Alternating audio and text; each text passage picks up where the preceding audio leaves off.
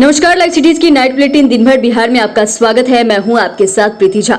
खबरों की शुरुआत करेंगे, लेकिन उससे पहले एक नजर डालते हैं आज की सुर्खियों पर। नीतीश कुमार ने विश्वेश्वरैया भवन के G+7 का किया उद्घाटन।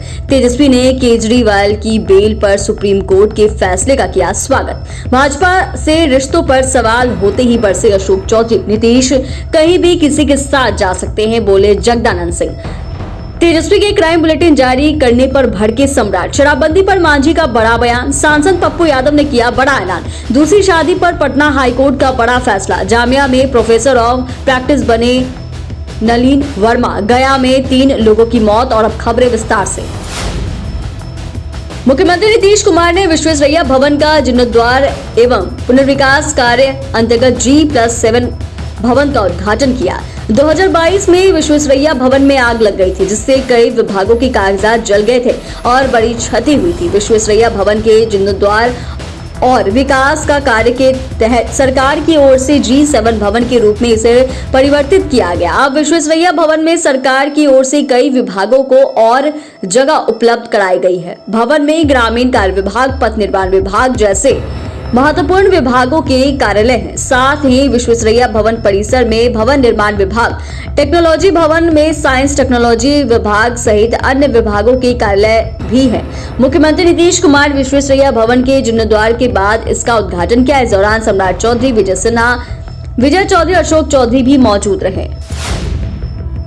नेता प्रतिपक्ष तेजस्वी यादव कार्यकर्ता संवाद यात्रा के क्रम में चौथे दिन 5 विधानसभा के कार्यकर्ता के साथ बैठक की। बैठक से पहले तेजस्वी यादव ने मीडिया से बात करते हुए सुप्रीम कोर्ट के द्वारा दिल्ली के मुख्यमंत्री अरविंद केजरीवाल को जमानत देने के फैसले का स्वागत किया। वहीं उन्होंने कहा कि अरविंद केजरीवाल पर साजिश के तहत मुकदमा दर्ज किया गया था, जो कि भाजपा का तरीका है। विपक्ष के नेताओं को फंसाओ और उनको जेल भेजो। तेजस्वी ने कहा कि गौर करने वाली बात तो यह है कि कोर्ट का जो ऑब्जर्वेशन देखा जाए तो लगातार एजेंसियों को कड़े से कड़े शब्दों में फटकार लगाई जा रही है। एक बार नहीं, सुप्रीम कोर्ट ने कई बार एजेंसियों को फटकार लगाई है, जिससे केंद्र की सरकार की किरकिरी हुई है। अगर कोर्ट के ऑब्जर्वेशन को देखा जाए तो साफ पता चलता है कि जितने भी सरकारी एजेंसी है, ईडी, सीबीआई, भाजपा जो लिस्ट उन्हें मुहैया कराती है, उसी लिस्ट के आधार पर ये एजेंसियां काम करती है। नेता प्रतिपक्ष तेजस्वी यादव इन दिनों नीतीश कुमार पर लगातार हमलावर है। उनका ऐसा दावा है कि नीतीश कुमार महागठबंधन में आने के बाद गिड़गिड़ाए थे। तेजस्वी यादव के इस बयान के बाद बिहार की राजनीति गरमाई हुई है। जदयू के नेता तेजस्वी यादव पर हमलावर हैं। ग्रामीण कार्य मंत्री अशोक चौधरी ने तेजस्वी को वीडियो सार्वजनिक करने का चैलेंज दिया। यदि तेजस्वी यादव के पास कोई वीडियो है तो सार्वजनिक करें, हम लोग भी देख लेंगे। यह बयान सार्वजनिक दे रहे हैं और वीडियो दिखाएंगे, बुलाएंगे, यह तो सही नहीं है। उन्होंने कहा कि नीतीश कुमार जिस राजनीतिक दल के साथ रहे हैं उसे कितना फायदा हुआ है, यह तो आंकड़ा देखकर ही बताया जा सकता है। आंकड़ा देख ले। वहीं भाजपा के संपर्क में होने के सवाल पर भड़कते हुए बोले, हम तो सबके संपर्क में हैं। पुतिन से लेकर जो बाइडेन तक के संपर्क में है, देश और अंतर्राष्ट्रीय नेताओं के संपर्क में है, तो बीजेपी के भी संपर्क में है। जदयू की चुनौती के बाद आरजेडी के प्रदेश अध्यक्ष जगदानंद सिंह ने राजद कार्यालय में प्रेस कॉन्फ्रेंस कर साल 2022 का एक वीडियो फुटेज दिखाया है। जगदानंद सिंह ने कहा कि माफी मांगकर दूसरी बार राजद के साथ जदयू ने सरकार बनाई थी। अब आरजेडी जनादेश लाकर राज्य में अगली सरकार बनाएगी। इसके साथ ही उन्होंने 8 अगस्त 2022 को 10 सर्कुलर रोड स्थित आवास में आयोजित एक कार्यक्रम का वीडियो जो है फुटेज भी है दिखाया और कहा कि मुख्यमंत्री नीतीश कुमार की एक ही उपलब्धि रही है, वे कहीं भी किसी के साथ जा सकते हैं। क्राइम बुलेटिन जारी करने पर डिप्टी सीएम सम्राट चौधरी ने पलटवार किया है। सम्राट चौधरी ने कहा कि बिहार में मुख्यमंत्री नीतीश कुमार के सुशासन का राज है। सुशासन के राज में अपराध करने वालों को छोड़ा नहीं जाता है।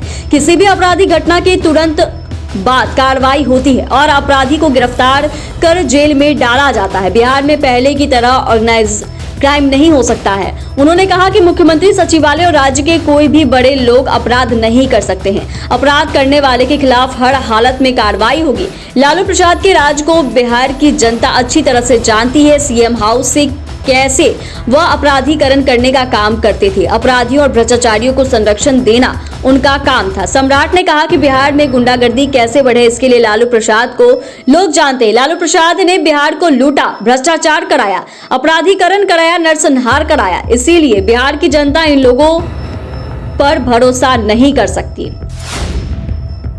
बिहार में शराबबंदी पर एक बार फिर से केंद्रीय मंत्री जीतन राम मांझी का दर्द छलका है। इस बार उन्होंने कहा कि हम सभी सफेदपोश रात में शराब पीते हैं, लेकिन हमें पुलिस गिरफ्तार नहीं करती है। उन्होंने कहा कि हम लोग रात में शराब पीते हैं तो हमें नहीं पकड़ा जाता, लेकिन गरीब को पकड़ लिया जाता है। कहा कि इस तरह से दो रंग नीति नहीं होनी चाहिए। मांझी ने अपने बयान में कहा कि सीएम नीतीश कुमार को इस विषय पर चिंतन करने की जरूरत है। हम शराबबंदी के पक्ष में हैं। उन्होंने कानून पर सवाल उठाते हुए कहा कि हजारों लाखों लीटर शराब की तस्करी करने वाले रुपए देकर छूट जाते हैं, लेकिन गरीब लोग फंस जाते हैं। गरीब लोग अगर 250 ml भी शराब का सेवन कर लिया तो उसे ब्रेथ एनालाइजर लगाकर जेल भेज दिया जाता है। पूर्णिया सांसद पप्पू यादव ने बड़ा ऐलान कर दिया है और कह दिया है कि वो भी बिहार यात्रा पर निकल रहे हैं। अररिया से उनकी यात्रा शुरू होने वाली है। उन्होंने बताया कि ये यात्रा 29 सितंबर से शुरू होगी। पप्पू यादव ने इस यात्रा का नाम दिया है और लोग कुर्सी पाने के लिए यात्रा पर निकल जाते हैं। बिहार में भी कुर्सी के लिए यात्रा हो रही है। चुनावी साल के पहले बिहार के संदर्भ में कोई मतलब हो ना हो, लेकिन चुनाव से पहले जरूर करते हैं यात्रा। उनकी यात्रा गरीबों के लिए नहीं बल्कि सत्ता के लिए होती है, जनता की आंखों में धूल झोंकने के लिए होती है। पहली पत्नी के रहते दूसरी पत्नी और दूसरी पत्नी के पेंशन पर हक को लेकर पटना हाईकोर्ट ने अहम आदेश दिया है। पटना हाईकोर्ट के जस्टिस हरीश कुमार ने एक मामले की सुनवाई के बाद अपने आदेश में यह स्पष्ट किया है कि यदि सरकारी कर्मचारी बिना अनुमति के दूसरी शादी करता है तो उसकी दूसरी पत्नी का पेंशन और दूसरे लाभों का हक नहीं मिलेगा। मामला बिहार कृषि विश्वविद्यालय सबौर भागलपुर से जुड़ा हुआ है। जानकारी के अनुसार मासिक श्रमिक के रूप में कार्यरत नागेंद्र सिंह की मृत्यु 2020 में हुई थी, जिसके बाद दूसरी पत्नी बेबी देवी ने पेंशन को लेकर याचिका दायर की थी। याचिकाकर्ता के अधिवक्ता ने वित्त विभाग के एक प्रस्ताव के आलोक में कहा कि यदि किसी अधिकारी की एक से अधिक विधवाएं जीवित हो तो पेंशन का भुगतान बराबर हिस्से में किया जाएगा, लेकिन कोर्ट ने याचिका खारिज कर दी है। पत्रकार नलिन वर्मा का चयन जामिया हमदर्द यूनिवर्सिटी नई दिल्ली के centre of mass communication and media studies में प्रोफेसर ऑफ प्रैक्टिस के रूप में हुआ है। उन्होंने अपना कार्यकाल शुरू कर दिया है। उन्होंने कहा कि छात्रों का बेहतर मार्गदर्शन करूंगा ताकि वह सशक्त बने और कैरियर में आगे बढ़े। इस साल मई में एक विजिटिंग प्रोफेसर के रूप में कार्य करने के बाद कुलपति द्वारा मुझ पर दिखाए गए भरोसे के लिए आभारी हूँ।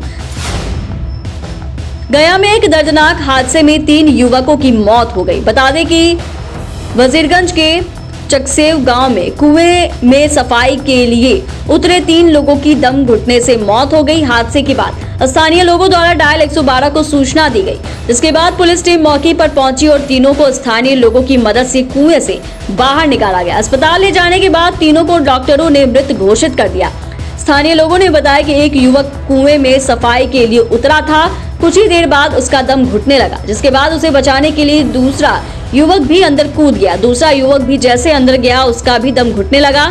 फिर तीसरे युवक ने भी कुएं के अंदर छलांग लगा दी। एक के बाद एक तीनों की मौत हो गई। चैनल को सब्सक्राइब करें, फेसबुक पेज को लाइक करें। धन्यवाद।